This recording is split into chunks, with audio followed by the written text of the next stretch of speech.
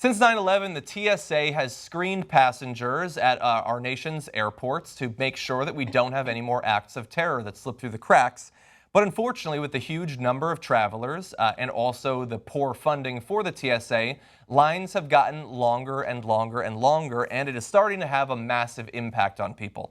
At American Airlines alone, the airport screenings delays caused 70,000 customers and 40,000 checked bags to miss their flights just this year. And so when you think about all of the different airlines and all of the different years that this has affected it, I mean, when you miss a flight, it is devastating for you in some cases. You might miss a holiday with your family. You might miss an important business trip. You might miss medical care. And that stuff is just starting to pile up and pile up and pile up.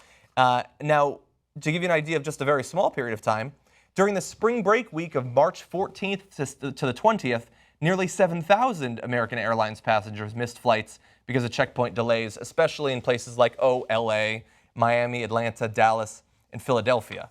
That's just one airline over 1 week because of the TSA. And it's not because of it's not their fault necessarily. Yes. We're going to get to their funding problems.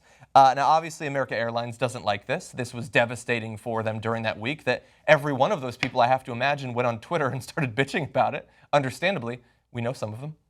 Maybe. So he came out, a spokesman for the American Airlines, Ross Feinstein, said, "The lines at TSA checkpoints nationwide have become unacceptable. The result, our customers are waiting in TSA lines greater than 1 hour because they don't want the people to be pissed off at them if the reason they didn't get to their flight on time is the TSA. And the TSA is projected that it will screen 740 million people at U.S. airports this year, 15% more than back in 2013, despite a 12% cut in its staff when it was already a problem. They've asked now, this is the pathetic state of funding for agencies like this. They've asked to please be able to hire 300 additional screeners, which would itself represent a minuscule increase for a staff of over 42,000. They might not get that money even. Yeah, look, this doesn't surprise me. Every experience I've had flying has been a stressful one, especially with increased TSA measures, screening measures. Lines have gotten longer. And for the longest time, I thought the lines are getting longer because more people are traveling, but that's not necessarily the case. I didn't know the TSA was underfunded, and I didn't know that the funding was going to be cut even further. It's usually a miracle when I'm on the flight on time. Yeah. Because if it's not the TSA and if it's not security lines, it's because there's been some sort of delay with the airline itself.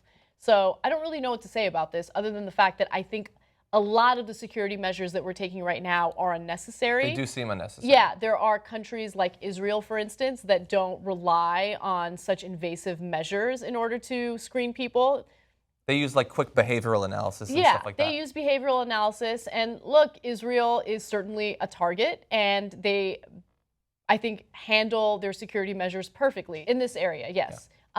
Of course, that's what I meant when it comes to their airlines and flying and all that stuff. I don't want people to pick it apart on Twitter, that's all. Well, they pick everything apart, so it is what it is.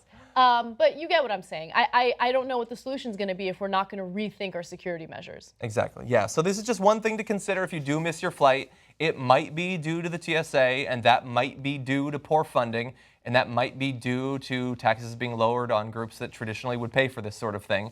And so bear that in mind. If, you know, for instance, the plane just never shows up, then that's not the TSA fault. That's one of the airlines. Yeah. But still, keep your cool.